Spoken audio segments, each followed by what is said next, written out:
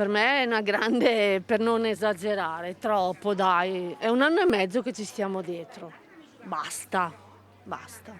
Io l'ho fatto, per carità ce l'ho, però basta adesso. Dobbiamo accettare per essere pronti, per combattere, per trovare, insomma, in qualche modo bisogna combattere. Accettiamo tutto quello che ci viene suggerito e abbiamo fiducia di chi ce lo suggerisce.